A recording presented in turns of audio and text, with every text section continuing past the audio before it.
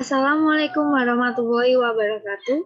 Perkenalkan, nama saya Titania Yustiasi dari Universitas Pancasakti Bekasi dengan nomor NIM 187205064. Pendidikan Ekonomi B. Di kesempatan kali ini saya akan memenuhi mata kuliah Ekonomi Makro dengan dosen pengampu yaitu Ibu Sentia Anissa, RP SPD MPDE.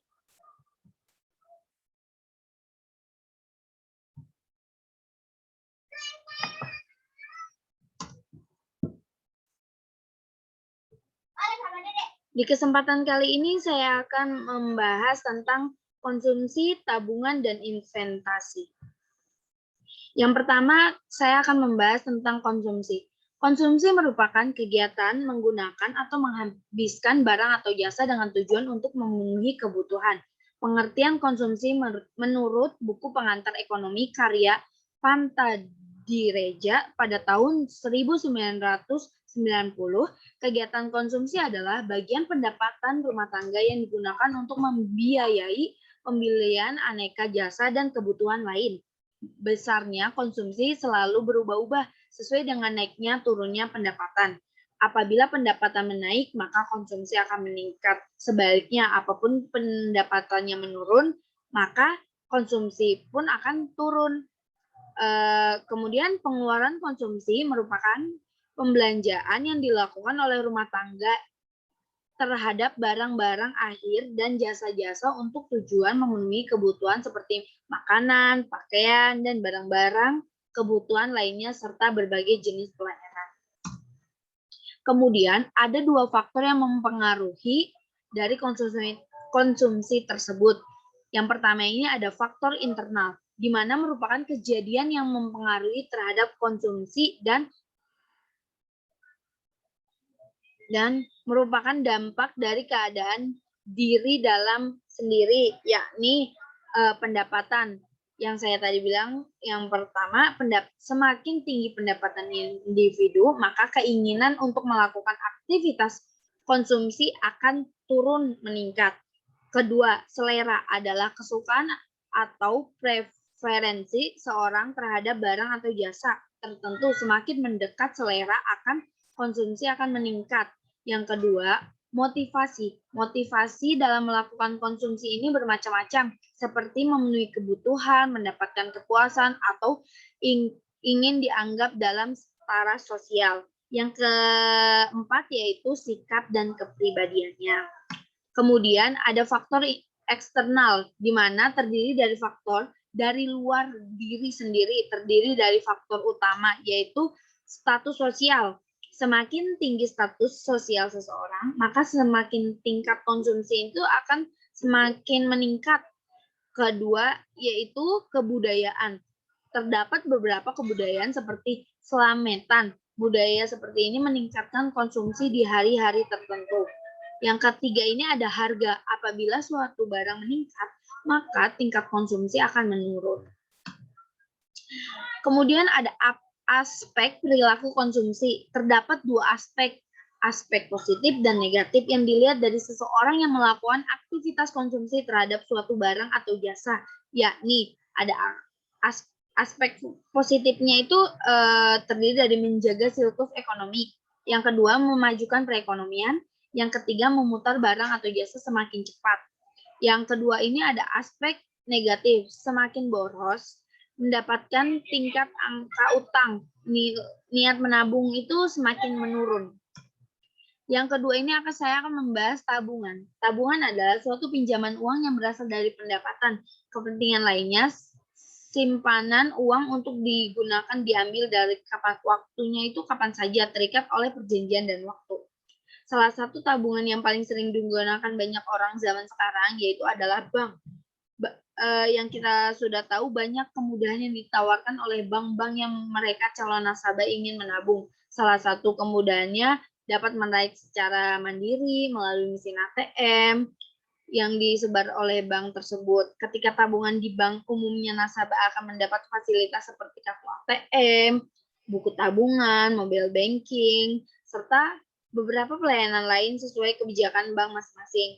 Ada juga bank yang menawarkan secara kayak bisa bayar listrik, atau dan lain-lain. Kemudian ada beberapa jenis tabungan. Yang pertama ini ada tabungan konvensional, di mana tabungan yang paling umumnya banyak dimiliki setiap orang seperti yang sudah kita bahas sedikit di atas, bahwa nasabah dari tabungan yang satu ini biasanya diberikan fasilitas buku tabungan, kartu kredit, layanan banking, baik itu SMS banking, mobile banking, internet banking. Untuk tabungan yang konvensional keuntungannya atau bunga yang diterima terbilang rendah karena tujuannya memang hanya untuk menyimpan uang, bukan untuk mengembangkan dana. Bunga yang diterima juga 0% hingga 2%. Yang kedua ini ada tabungan berjangka. Berbeda dengan tabungan konvensional. Tabungan yang salah satu ini cocok untuk kamu yang memiliki tujuan untuk menyimpan uang dan beberapa tujuan lainnya, seperti untuk liburan, tujuan ataupun tujuan lainnya. Bunga dari tabungan berjangka ini relatif lebih baik dibandingkan tabungan konvensional dengan bunga tabungan 3% hingga 7% per tahun. Hanya tabungan berjangka hanya dapat diambil sesuai dengan telah disepakati. Jika kamu melanggar yang disepakati, maka kamu dapat terkena denda atau penalti. Kemudian ada tabungan anak. Tabungan anak ini dituju untuk mereka yang ingin mengajarkan anak-anaknya untuk menabung sejak dini. Dari fasilitasnya tidak jauh berbeda dengan tabungan konvensional. Mereka akan diberikan buku tabungan dan beberapa juga kartu kredit tergantung kebijakan dari bank. Namun tertentu tidak terdapat fasilitas banking atau mobile banking. Yang selanjutnya adalah tabungan mata uang asing. Tabungan yang satu ini sering digunakan atau disebut dengan falas, valuta asing.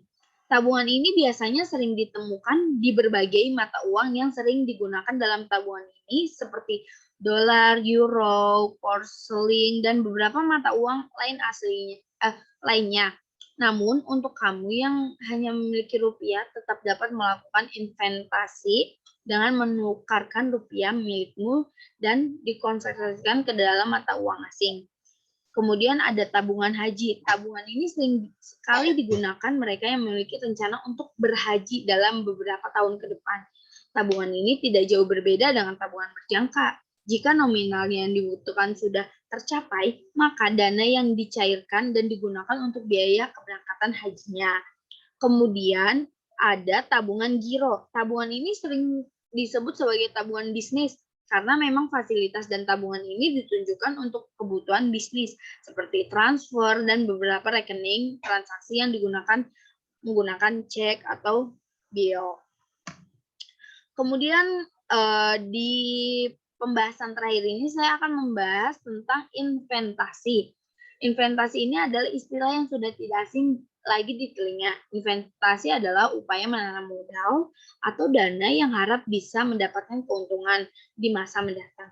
Sementara itu, pengertian investasi menurut Otoritas Jasa Keuangan atau OJK, artinya investasi yakni penanaman modal. Biasanya di dalam jangka panjang untuk pengadaan aktiva lengkap atau pembelian saham-saham dan surat berharga lainnya untuk memperoleh keuntungan. Banyak contoh investasi antara lain saham, sukuk, deposito, obligasi, menabung, asuransi, dan reksadana. Bentuk contoh investasi lainnya yakni membeli tanah, emas, dan perhiasan hingga menjalankan bisnis. Kemudian ada jenis investasi. Jenis investasi ini secara umum ada dua jenis, yaitu yang pertama jenis jangka panjang dan jenis jangka pendek. Investasi jenis jangka pendek adalah investasi yang keuntungannya diharapkan dapat terwujud sehingga dalam kurun waktu 1 tahun hingga 3 tahun. Sementara investasi jangka panjang adalah investasi yang pengembalian bisa didapatkan dalam kurun waktu di atas 3 tahun. Jangka waktu investasi ini biasanya juga terkait dengan jumlah return.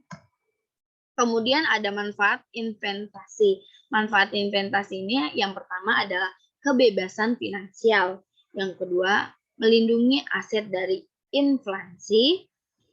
Yang ketiga yaitu meningkatkan Yang keempat adalah kebutuhan darurat. Terima kasih yang dapat saya sampaikan, kurang lebihnya mohon maaf. Wassalamualaikum warahmatullahi wabarakatuh.